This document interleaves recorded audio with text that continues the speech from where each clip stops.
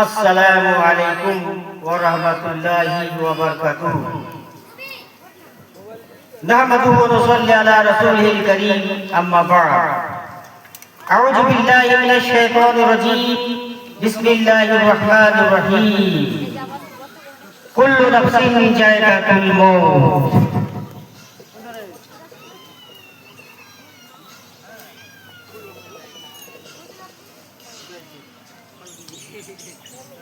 मौत से किसको रुस्तगारी है, मौत से किसको रुस्तगारी है, आज हमारी तो कल तुम्हारी बारी है। जिसके आंगन में अमीरी का सदर लगता है, उसका हर आई जमाने को हुनर लगता है। मुअज्जज साहब ও হাজিরে জলসা, আমি আয়াত পাঠ করেছি। আল্লাহ তাআলা বলছেন কুল্লু নাফসিন যায়কাতুল মউত। প্রত্যেক মানুষকে, প্রত্যেক আত্মাকে, যার মধ্যে জীব আছে, তাকে এই দুনিয়া থেকে ওই দুনিয়া চলে যেতে হবে। তো এই দুনিয়া থেকে ওই দুনিয়া চলে যেতে হলে আল্লাহ তাআলা নবী বলেন এই দুনিয়াটা হচ্ছে মুমিনদের জন্য জেলখানা এবং কাফেরদের জন্য হচ্ছে এই দুনিয়াটা জান্নাত। ওরা যা খুশি তা করতে পারে, কিন্তু মুমিনেরা ইসলাম ছাড়া কোনো পথে যেতে পারে না। একে বলা হয় মুমিন। আমি বলতে চাইছি কথা, কুল্লু নাফসিন যায়কাতুল মউত। मौत किसको रुस्तगारी है, आज हमारी तो कल तुम्हारी बारी है। मौत এমন জিনিস যে আজকে আমি ওই পৃথিবী চলে যাব, কালকে আপনাকে যেতে হবে, পরশু অমুক যাবে, তারপরে অমুক যাবে। এই করতে করতে প্রত্যেক মানুষ, প্রত্যেক আত্মা এই দুনিয়া ছেড়ে ওই দুনিয়া চলে যেতে হবে। আল্লাহ তাআলা আমাকে তৈরি করেছেন একমাত্র ইবাদত বান্দেগী আল্লাহর উপাসনা করার জন্য। আল্লাহ তাআলা আমাকে এই পৃথিবীতে সৃষ্টি করেছেন। তো এই পৃথিবীতে চলাকালীন আমাকে করতে হবে কি, ইসলামের পথে চলতে হবে, ভালো পথে চলতে হবে এবং মন্দ পথ থেকে রুখে দাঁড়াতে হবে। এটাই হচ্ছে মুমিনের পরিচয়, এটাই হচ্ছে মুসলমানের কাজ। আল্লাহ তাআলা বলছেন ওয়া মা খালাকতুল জিন্না ওয়াল ইনসা ইল্লা লিয়াবুদুন। আমি মানব জাতিকে এবং জিন জাতিকে আমার উপাসনা করার জন্য, আমার ইবাদত করার জন্য, আমাকে এক বলে বিশ্বাস করবে তার জন্য আমি এই পৃথিবীতে মানুষকে নিয়ে এসেছি। কিন্তু আমরা ইবাদত বলে ভুলে গেছি। আমি একটু আগে বলেছিলাম, কি বলেছিলাম, যে হো জিসমে ইবাদত কা ধোখা, হো জিসমে ইবাদত কা ধোখা, मखलूक की ताजीम ना कर, जो खास खुदा का हिस्सा है उसे बंदों में तकसीम ना कर। তাহলে যে জিনিসটা তে কোনো ইবাদত উপাসনা করতে ধোঁকা হবে কি শিরক হবে, সেই ধোঁকাটাতে যেতে হবে না, শিরকে যেতে হবে না। আল্লাহ তাআলা নাই বলেছেন যে মানুষ মুমিন কোনদিন ধোঁকাবাজ হতে পারে না। আল মুসলিমু গুরুল করিম, মুমিন যা, মুসলিম যা ধোঁকাবাজ হতে পারে না, ওরা হয় সত্যবাদী। এখন দেখা যাচ্ছে এই মুসলমানদের মধ্যে 99% লোক, 99% লোক ধোঁকাবাজি করে চলছে, ধোঁকায় ধোঁকা চলছে। আল্লাহ নবী বললেন আল মুসলিমু গুরুল করিম, মুমিন জাতি কোনদিন ধোঁকাবাজ হতে পারে না। আমরা মুমিন দাবি করি, আমরা মুসলমান, আমরা বলি আমরা পাঁচ ওয়াক্ত নামাজ পড়ি, আমরা হজ করি, আমরা যাকাত দিই, আমরা ইত্যাদি জলসা জুলুস সবই করে থাকি। তা আমরা কি করে থাকি? जैसा मौसम हो मुताबिक किसी के मैं दीवाना हूँ, मार्च में बुलबुल हूँ मैं, जुलाई में परवाना हूँ। আমরা ধোঁকাবাজ। গিরগিটির জাত হযরত ইব্রাহিম নবী আলাইহিসসালাতু ওয়াসসালামকে যখন অগ্নিকুণ্ডে জ্বালার জন্য তৈরি করা হলো, নমরুদ হযরত ইব্রাহিম নবী আলাইহিসসালাতু ওয়াসসালামকে জ্বালানোর জন্য আগুন জ্বেলে দেওয়া হলো। দাও দাও করে আগুন জ্বলতে শুরু হলো। তখন বলেছিল আগুন জ্বলতে শুরু হলো, আর ইব্রাহিমকে আগুনের মধ্যে ফেলে দেওয়া হবে। গিরগিটি বলেছিল এই কথা, যাকে আমরা ভাষায় বলে থাকি ডাহিন বলে থাকি। গিরগিটি বলেছিল এই কথা, আগুনে আমি ফুঁক দেব আর আগুনটাকে আরো জ্বলন্ত করে দিয়ে ইব্রাহিমকে পুড়িয়ে ছাই করে দেব। আল্লাহ তাআলা নবী বলবেন, আল্লাহ বলেন যে গিরগিটিকে এক লাঠিতে এক ঝাপটে মেরে দাও। কেন মেরে দাও? অন্তর খারাপ, অন্তর ভালো নয়, যেহেতু গিরগিটিকে ডাইনকে মেরে দাও। আজকে আমরা গিরগিটির জাত হয়ে গেছি, ডাইনের জাত আমরা হয়েছি। আমাদের মধ্যে কোনো ইসলামের পরিচয় নেই। আমি বলতে চাইছি এই কথা, হযরত ইব্রাহিমকে ফুঁক দিয়ে, ইব্রাহিমের আগুনে ফুঁক দিয়ে গিরগিটি কি করে নিত? কিছুই হতো না, কিন্তু তার আমল নষ্ট হয়ে গেল, তার অন্তর নষ্ট হয়ে গেল। আল্লাহ তাআলা নবী হাদিসে বলেছেন, ইন্নামাল আমালু বিন্নিয়াত। নিয়তটাই হচ্ছে সবচাইতে বড়, নিয়তটাই হচ্ছে সবচাইতে শ্রেষ্ঠ। তাহলে আমাকে নিয়ত পরিষ্কার করতে হবে। ব্যাংক কি বললো? ব্যাংক বললো এই কথা, হযরত ইব্রাহিম নবী আলাইহিসসালাতু ওয়াসসালামকে আগুনে ফেলবে লুগরু। এই আগুনে ফেললে পরে তো ইব্রাহিম জ্বলে ছাই হয়ে যাবে, ইব্রাহিম নবী আলাইহিসসালাম পুড়ে ভস্ম হয়ে যাবে। যেহেতু আমি দূর থেকে একটু থুতু ফেলবো আর থুতু দিয়ে আমি আগুনটাকে নিয়ে দেবো। আল্লাহ তাআলা বললেন এই কথা, খবরদার ব্যাংকে মারবে না। এবারে বলুন, যে ব্যাংকটা থুতু দিয়েছিল বা নিয়ে নেব এই বলে মাকসাদ করেছিল, মন্তব্য করেছিল, সেই ব্যাংকটা কি এখন বেঁচে আছে? নেই। কিন্তু তার যাকে বলা হয়েছে তাকে মারিও না। আর যে গিরগিটি বলেছিল যে আমি ফুঁক দিয়ে আগুন লাগিয়ে দেবো, সেই গিরগিটিও বেঁচে নেই। কিন্তু তার জাতটাকে আজকে লাঠি খেতে হচ্ছে, মার খেতে হচ্ছে। কেন মার খেতে হচ্ছে? তার অন্তর খারাপ, তার চলাফেরা ব্যবহার খারাপ, তার জন্য তাকে মার খেতে হয়েছিল। হচ্ছে এখন ভক্তি। আমার বলার উদ্দেশ্য হচ্ছে এই মুসলমানরা আমাদের অন্তর খারাপ হয়ে গেছে, অন্তর সোজা নেই। অন্তর যদি আমাদের সোজা থাকতো, আজকে আমাকে মার খেতে হতো না, আজকে আমাকে লাঞ্ছিত হতো না, আজকে আমাকে বেজ্জত হতে হতো না। আজকে আমরা গিরগিটির মতো হয়ে গেছি। ওই জন্য আমি বলছি, জैसा मौसम हो मुताबिक उसी के मैं दीवाना हूँ। मार्च में बुलबुल हूँ मैं, जुलाई में परवाना हूँ। আমরা মার্চ মাসে যেমন এই পাখিগুলো যখন ফুল ফোটে, তখন ফুলের মধু খাওয়ার জন্য এই যে বলুয়াগুলো আর অনেক পাখিগুলো মধু খাওয়ার জন্য এটাও থেকে ওটালে চলাফেরা করে।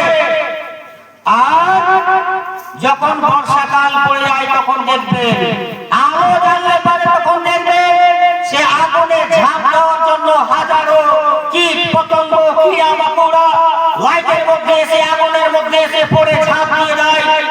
সে ভয় করে না। কিসের ভয় করে না? যে আমার জান চলে যাবে, জানেরও ভয় করে না। কিন্তু যার মধু খাওয়ার অভ্যাস, যার ভালো জিনিস সঞ্চয় করার অভ্যাস, সে ভালো জিনিস সঞ্চয় করে। আর যার মন্দ জিনিস খেয়ে অভ্যাস হয়ে গেছে, বেঈমানি, শয়তানি, চুরি, ডাকাতি করে যার অভ্যাস হয়ে গেছে, সেই কিন্তু আমরা সেই অভ্যাসে পরিণত হয়ে আছি।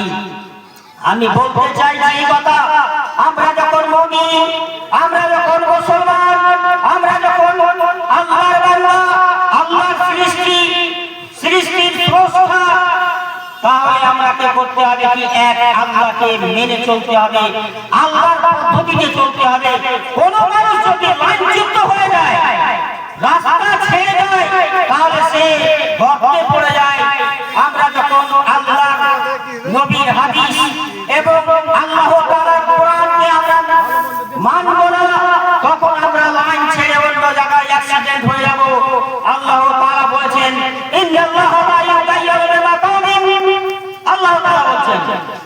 ইন্নাল্লাহ লা ইউগাইয়িরু মা বিকাওমিন হাত্তা ইউগাইয়িরু বিমা আনফুসিহিম। আল্লাহ তাআলা কোরআনের মধ্যে বলছেন, আমি কোন মানুষকে, আমি কোন লোককে, আমি কোন বান্দাকে আমি চাই না যে কষ্ট দিই বা তারা কষ্টে থাকুক, কিন্তু যখন তারা অন্যায় অবিচারের দিকে বেশি বেশি চলে যায় তখন তারা গর্তে পড়ে যায়, তাদের উপরে অভিশাপ নাযিল হয়, তাদের উপরে আল্লাহর আযাব নাযিল হয়। এই মুসলমানের উপরে আল্লাহর আযাব নাযিল হচ্ছে। কি কারণে নাযিল হচ্ছে? একমাত্র হচ্ছে আল্লাহ এবং আল্লাহর রাসূলের পথকে ছেড়ে দেওয়া। যেন আমরা আল্লাহ এবং আল্লাহর রাসূলের পথকে না ছাড়ি, আমরা যেন আল্লাহ এবং আল্লাহর রাসূলের পথে চলতে পারি, এটা হচ্ছে আমার আবেদন। আর আমরা কেমন বাঁকা হয়ে গেছি তাহলে একটা গল্প শুনলেন, তাহলে একটা গল্প শুনেন।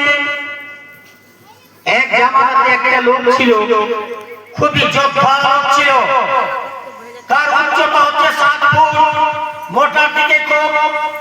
তো লোকটা কি করতো? কাজ করে খেত, মজুরি করে খেত, মানুষের বাড়িতে কাজ করে সে সংসার চালাতো। একদিন তার ঘটনা সে চললো, গ্রামে বেরিয়ে গেল, যে বলছে ভাই আমাকে কেউ কাজে নেবে না। বলছে হুজুর তোমাকে কাজে নেব, কিন্তু আপনার কাম করে দেব। লোকটা খুব খুশি হয়ে বলছে, গ্রামের ধনী মানুষ বলছে এই কথা, তুমি শুধু খেতে পেলেই কাজ করবে? যে হ্যাঁ হুজুর আমি খেতে পেলেই কাজ করব। বলছে তুমি খাবে কি? বলছে আমি খাবো, সকালে আমার নাস্তা হবে 30টা রুটি হলে পরে আমার নাস্তা ক্লিয়ার হয়ে যাবে। আমি সকালের নাস্তা করি 30টা রুটি, এবং দুপুরে 2 থেকে 2.5 কিলো চালের ভাত আমি খাই। বলছি ওরে বাবা, তুমি 2 কিলো 2.5 কিলো চালের ভাত একাই খাও, 30টা রুটি তুমি নাস্তা করো, যেহেতু তোমাকে আমার বাড়িতে রাখতে পারবো না। লোকটা বলছে এই কথা, হুজুর কেন রাখবেন না আমাকে আপনার বাড়িতে? বলছে এই কথা, তুমি তো 10 জনের সমান খানা একাই খাবে, তাহলে তোমাকে আমি রাখবো কি করে? বলছে হুজুর চিন্তা করবেন না, আমি যেমন খেতে পারি তেমনি আমি কাজও পারি। 10টা লোকে যা কাজ করবে আমি 12 ঘন্টার মধ্যে আমি 10টা লোকের কাজ আমি একাই করতে পারি হুজুর, যেহেতু আপনি আমাকে রাখতে পারেন। বলা হলো ঠিক আছে, তাহলে তোমাকে আমার বাড়িতে রেখে নেব, শর্ত হলো তাহলে 10 জনের সমান কাজ তোমাকে করতে হবে। ঠিক আছে বলে লোকটা কাজে নিযুক্ত হয়ে গেল, কাজ করতে শুরু করে দিল। কাজ করতে করতে যেই কোনো কাজে লাগিয়ে দেয়, বলছে এই ভুট্টা জমিতে তোমাকে মাটি দিতে হবে, মাটি দেওয়া ক্লিয়ার হয়ে গেল। বলছে ওটা ওই কাজটা করে দিতে হবে, ওটাও ক্লিয়ার হয়ে গেল। মোটামুটি 10 দিনের মধ্যে তার বাড়ির যত রকম কাজ ছিল সব ক্লিয়ার করে ফেলবো, আর কোনো কাজ নেই। গরিব মানুষটা তখন বলছে এই কথা, ও শফিক মিয়া আমি একটা কথা বলতে ভুলে গেছিলাম। বলছে কি কথা বলতে তুমি ভুলে গেছিলে? বলো, একটা নির্ভয়ে তুমি বলতে পারো।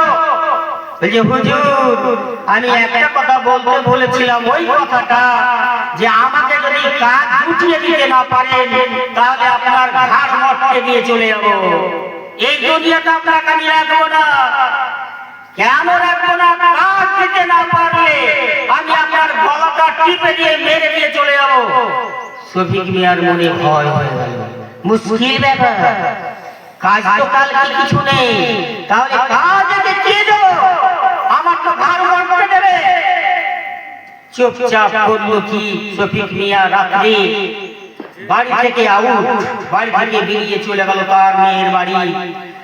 অনেক দূরে এখান থেকে ভালুকাবাদ কোনো জায়গায় তার মেয়ের বাড়ি, সে বাড়ি ছেড়ে পালিয়ে গেল। সকাল যখন হয়েছে বলছে এই কথা, সেই চাকরটা সেই নৌকরটা শফিক মিয়া বাড়িতে আছেন, তার স্ত্রী বলছেন এই কথা, আরে তুমি কি চেঁচামেচি করছো? শফিক মিয়া বাড়িতে নেই, তার মেয়ের বাড়ি চলে গেছে, তো তুমি কি বলছো বলো? বলছে আমি বলবো কি, আজকে কি কাজ করতে হবে সেটা আমাকে দিন, কাজ যদি না থাকে তো শফিক মিয়া কোথায় আছে তার ঘাড় মটকে দেবো। বলছি ব্যাপার তো খারাপ, শফিক মিয়া বাড়িতে নেই, তুমি চুপ করে বলছো তো না সারা কই হবে 30টা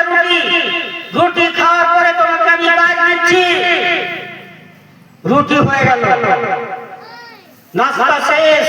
বলছে ও শফিক মিয়ার স্ত্রী, আমাকে কি কাজ করতে হবে তাড়াতাড়ি বলুন, আমি বসে থাকা মানুষ নই, আমাকে কাজ করতেই হবে, আমাকে না করলে আমার শরীরে ব্যথা করবে, আমি ওই রকম লোক নয়, আমি বসতে পারবো না।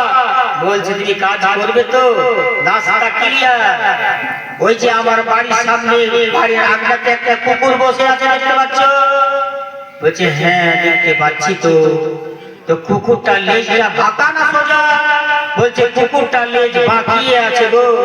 বলছে এই কুকুরের লেজটা তুমি সোজা করে দাও। লোকটা বলছে এই কাজটা এত ছোট কাজ আমার কাছে করিয়ে নেবেন, যেহেতু এই কাজটা পরে করবো, বড় বড় শক্তিশালী কাজগুলো আগে বলবো। বলছে না, এখন শফিক মিয়া নেই, মালিক নেই, মালিক আছে। মালিকের কথা না শুনলে তোমাকে কিন্তু দুপুরের খাওয়া যাবে না, বন্ধ করে দেবো, যেহেতু আমার কাজ তোমাকে করে দিতে হবে। বলছে ঠিক আছে, যখন তুমি বলছো। কুকুরের গলার উপরে এক হাত ধুয়ে চেপে ধরে লেজটা টেনে ধরে বলছে দেখেন সোজা হয়েছে কিনা দেখা নেন। বলছে সোজা তো সত্যি হয়েছে, লেজটা তুমি ছাড়ো তো দেখি। লেজটা ছেড়ে যেমন দেওয়া হয়েছে, লেজটা আবার বাঁকিয়ে গেছে। বলছে ব্যাপার খারাপ, লেজটা তো বাঁকিয়ে গেল। আচ্ছা একটু এই টিউবওয়েল থেকে জল এনে দাও। এনে দেওয়া হলো, জল দিয়ে মলতে লাগলো, কুকুরের লেজ মুড়লো। বলছে লেজটা ছাড়ো দেখি, টেনে ধরে বলছে দেখো সোজা হয়ে গেছে। বলছে ছাড়ো দেখি, ছাড়ার পরে দেখা গেল আবার বাঁকিয়ে গেছে। বলছে পাচ্ছি না, এবারে এরকম হলো না, পানি দিয়েও হলো না। খাঁটি সরিষার তেল আছে, ধানের তেল? বলছে হ্যাঁ হ্যাঁ আমার বাড়িতে ধানের তেল আছে, তেল নিয়ে এসে দাও। তেল নিয়ে এসে মলতে লাগলো, সোজা হলো না। বলছে যদি পুরাতন ঘি থাকে তো ঘিটা এনে দাও। ঘি দিয়ে মলতে শুরু করলো, লেজের লোমগুলো উঠে গেল, আর চুলগুলো উঠে গেল, কিন্তু লেজ সোজা হলো না। শেষখানে বলছে সেই লোকটা আমি অনেক কাজ করেছি, অনেক মানুষের ঘাড় মটকে দিয়েছি, আমি কোন জায়গায় হার মানিনি। যেহেতু আজকে তুমি একটা রমণী হয়ে, একটা স্ত্রী লোক হয়ে আমাকে হারিয়ে দিয়েছো, যেহেতু আর আমি কাজ করবো না, সামান্য একটা কুকুরের লেজ সোজা করতে পারলাম না, যেহেতু আর আমি কাজ করবো না, আমি খেতে পাই না পাই, আমি এখান থেকে হার মেনে চলে যাচ্ছি। আমার বলার উদ্দেশ্য হচ্ছে এই মুসলমান জাতের অন্তর কুকুরের লেজের মতো বাঁকা হয়ে গেছে। কুকুরের লেজে পানি দিয়ে মরলেও সোজা হবে না, খাঁটি সরষের তেল দিয়ে মরলে সোজা হবে না। এবারে 10 বছরের পুরাতন ঘি দিয়ে মরলেও সোজা হবে না। সোজা হবে কবে? একদিন কিনতে হবে। সেই দিনটা কি? কুল্লু নাফসিন যায়কাতুল মউত। প্রত্যেক মানুষ যখন এই দুনিয়া থেকে ওই দুনিয়া চলে যাবে, সে যখন কবরবাসী হয়ে যাবে, তার পেট সোজা হয়ে যাবে। কত ডাকাতি করা, কত অন্যায় করা, কত ঘটনা করা, কত বেঈমানি করা, কত শয়তানি করা, সব ঝুঁকে যাবে। সেই দিন যে এই কবরে যখন তাকে বেশ করে দেওয়া হবে, তার সমস্ত আমল শেষ হয়ে যাবে। তো আমল প্রত্যেক মানুষকে আমল করতে হবে, কোন রূপে আমল করতে হবে? আমল করতে হবে, ভালো আমলটা করতে হবে, মন্দ আমল করলে চলবে না। ভালো আমল করে এই পৃথিবী থেকে যেতে হবে, খারাপ আমল করে এই পৃথিবী থেকে গেলে পারে ওই কবরে দুনিয়া সে কিয়া গয়া, দুনিয়া সে কিয়া গয়া সাহেবে মাল হে, দুনিয়া সে কিয়া গয়া সাহেবে মাল হে, না দৌলত গই না ইকফাল হে। ইকফাল মানে ছেলে মেয়ে। দুনিয়া সে কিয়া গয়া সাহেবে মাল হে, না দৌলত গই না इकफाल है।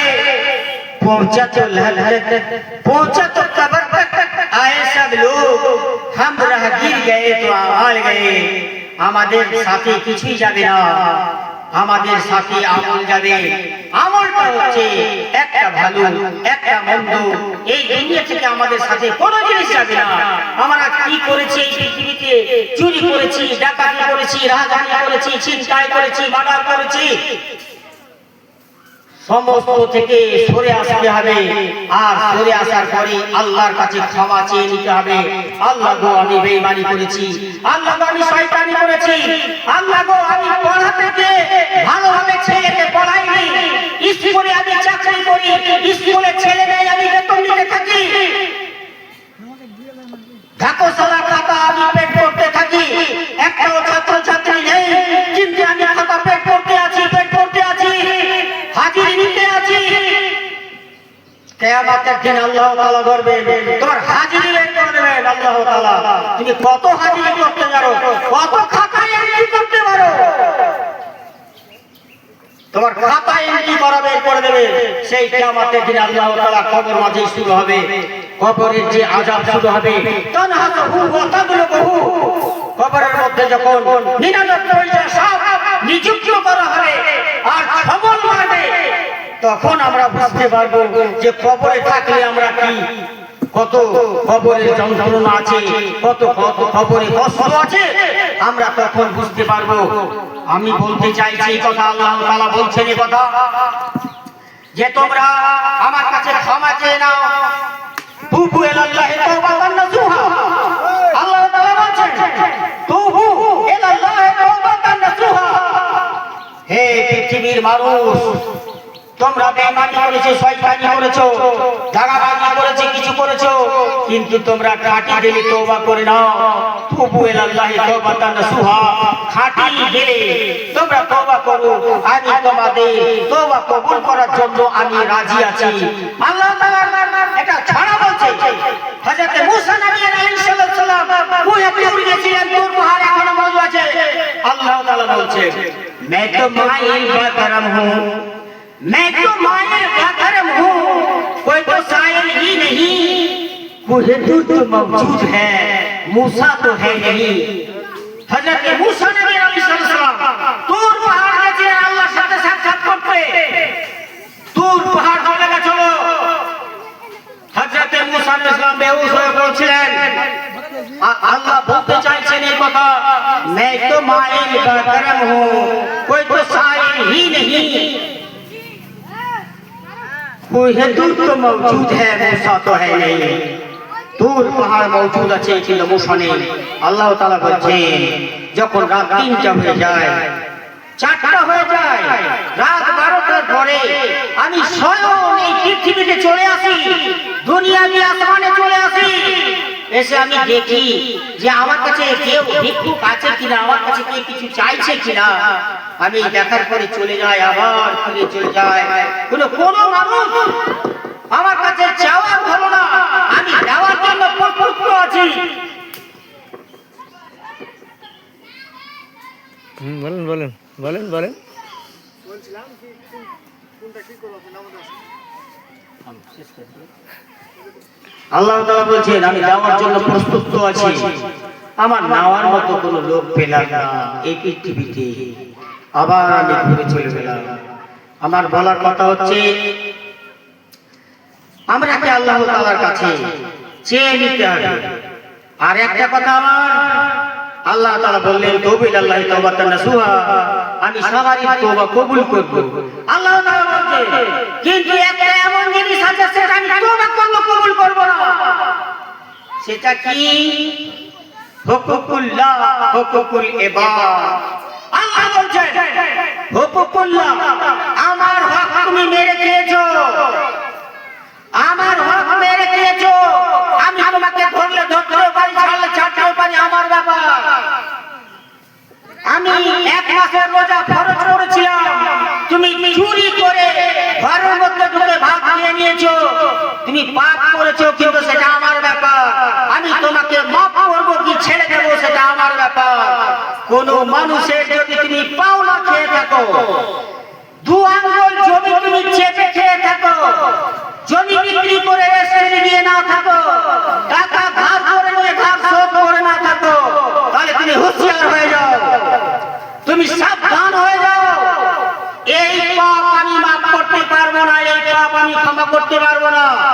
এটা আল্লাহ বলছেন, আমি কাউকে পাওনা আমি ক্ষমা করতে পারি না। আল্লাহ তাআলা নবী বলছেন, খুতবা দিচ্ছেন, আল্লাহ তাআলা নবী বলছেন এই কথা। ও আমার সাহাবায়ে কেরামেরা, তোমরা কি বলতে পারবে সবচাইতে ধনী কে? সাহাবায়ে কেরামরা বললেন, হ্যাঁ হুজুর, সবচাইতে ধনী ওই ব্যক্তিটা जिसके अंदर में अमीरी का सदर लगता है, जिसके अंदर में अमीरी का सदर लगता है, उसका हर गाइड जमाने को हुनर लगता है। धोनी वही लोकटा जार बाड़ीতে টাকার গাছ লেগেছে, যার বাড়িতে টাকার পাহাড় লেগেছে, সেই লোকটা হচ্ছে সবচাইতে ধনী। আল্লাহ তাআলা নবী বললেন, তোমাদের অ্যানসার ভুল, এটা ঠিক নয়। যে টাকা পয়সাওয়ালা সেই ধনী নয়। আল্লাহ নবী বললেন, তোমরা বলতে পারবে সবচাইতে গরিব কে? হুজুর পারবো। যারা রাস্তায় ঘুরে চেয়ে খায় তারা সবচাইতে গরিব। আল্লাহ নবী বললেন, না, ভুল। দেখলেন, আল্লাহ নবী বললেন ভুল। তো সবচাইতে গরিব কে, সবচাইতে ধনী কে? আল্লাহ তাআলা নবী বলছেন সবচাইতে ধনী ওই ব্যক্তি এই পৃথিবীতে নামাজ রোজা হজ যাকাত ইত্যাদি ভালো কাজ করলো, মন কাজ থেকে বেঁচে থাকলো, কোনো মানুষের অন্যায় করলো না, কোনো মানুষ তার কাছে 10 টাকা পাবে না, এই দুনিয়াতে ভালোভাবে আল্লাহ এবং আল্লাহ রাসূলের পথে চলে এই দুনিয়া থেকে চলে গেল, সেই লোকটা হচ্ছে সবচাইতে ধনী মানুষ। সবচাইতে ধনী মানুষ হচ্ছে সেই লোকটা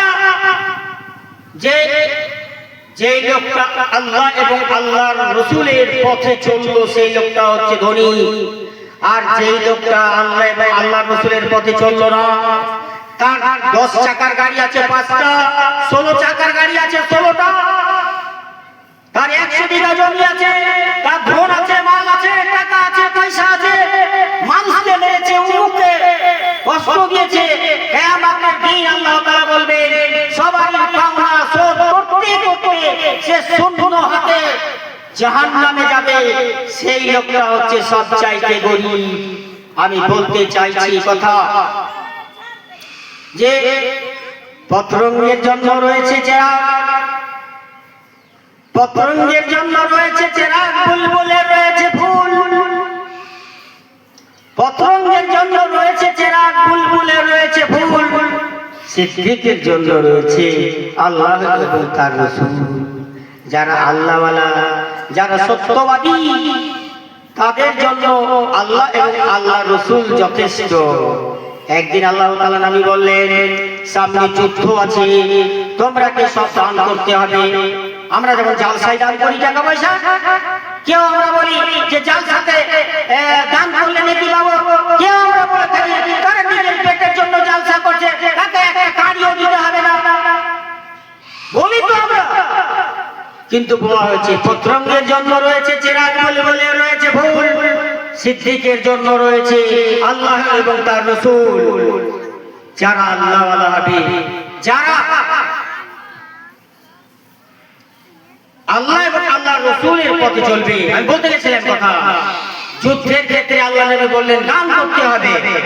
কম্পিটিশন শুরু হলো দানে। আবু বকর দান করলেন না, হযরত ওমর দান করলেন, আলী করলেন, অমুক করলেন, অমুক করলেন, সবারই দানের পালা হয়ে গেল। হযরত আবু বকর সিদ্দিক রাদিয়াল্লাহু তাআলা আনহু দানের চারিদিকে ঘুরছেন আস্তে আস্তে, আর বলছেন এই কথা যে বাবা আমি কি দান করবো, মনে মনে চিন্তা ভাবনা করছেন। আল্লাহ নবী বললেন, ও বাবা তুমি কি দান করবে না? বুঝে হুজুর দান করব। তাই তুমি এত পিছিয়ে কেন আছো? বগলের মধ্যে খানিকটা এতটি বলা হয়েছে চোকড়, আমরা গমের আটা চেলে নিয়ে যেটা মোটা খুদিটা বেরিয়ে যায় সেটাকে বলা হয় চোকড়। বলছে এতটুকু আছে বগলের মধ্যে দেবে আছে, আর ওই লাস্ট দানটা করছে ওই মালের উপরে চাপিয়ে দেওয়ার পরে বলছে যে হুজুর আমিও দান করলাম। আল্লাহ নবী বললেন তাহলে তুমি কি দান করলে? ওসমান কি দান করলে? উমর কি দান করলে? উমরকে বলা হলো, উমর তুমি বলো কি দান করেছো? বলছে ওগো আল্লাহর নবী আমি আমার মালের টাকা পয়সা ধন সম্পত্তির মধ্যে যা ছিল অর্ধেকটা আমি ইসলামের খাতিরে দান করেছি, অর্ধেকটা বাড়িতে রেখেছি। বলছে বাহ খুব সুন্দর দান করছো। অর্ধেক বাড়িতে রেখেছি, অর্ধেক দান করেছি। আল্লাহ নবী বললেন খুব দান করেছো। আল্লাহ নবী বললেন উসমানকে, উসমান তুমি কি করেছো?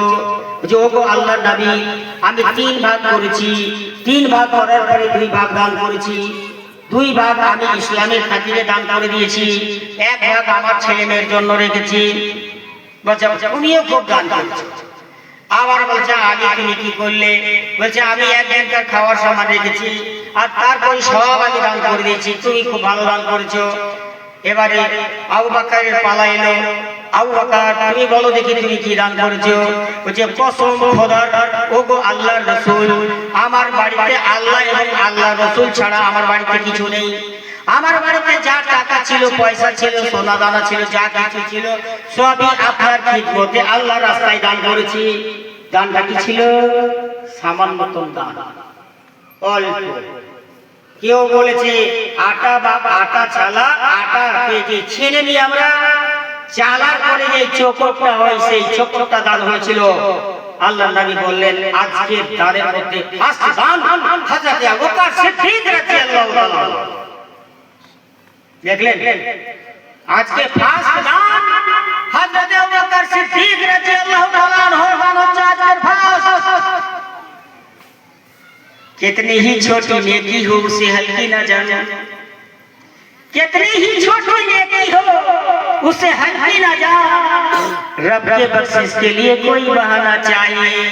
हजरत আবু বকর সিদ্দিক রাদিয়াল্লাহু তাআলা আনহু চোখের দান করেছিলেন, কি মাটা দান করেছিলেন। ছোট বলে ছোট হলো না, ওটাই দান ফার্স্ট হয়ে গেল। বলতে চাইছি কথা, संभल कर राह में चलना, संभल कर राह में चलना वही पत्थर सिखाता है। संभल कर राह में चलना वही पत्थर सिखाता है, जो पत्थर पैर तले ठोकर बनकर आता है। এত আমরা হুজুর খাচ্ছি, এত আমরা মার খাচ্ছি, এত লাঞ্ছিত, এত বেইজ্জতি, কিন্তু না আমরা শিখতে পারলাম না। পায়ে ঠোকার লেগে লেগে, পায়ে হোঁচট লেগে লেগে পায়ের কুনি ফেটে গেল, পা ফেটে গেল, কিন্তু আমরা রাস্তা চলা শিখতে পারলাম না। আমার শেষ কথা হচ্ছে মুসলমানের উপরে, এখনো তোর সময় আছে দেখা গা ডাক্তার। সেই রোগেতে উজির নাজির রাজা পর্যা মরেছে, সেই রোগেতে উজির নাজির রাজা পর্যা মরেছে, এখনো তো সময় আছে। ওমা আলাইনা ইল্লাল বালা।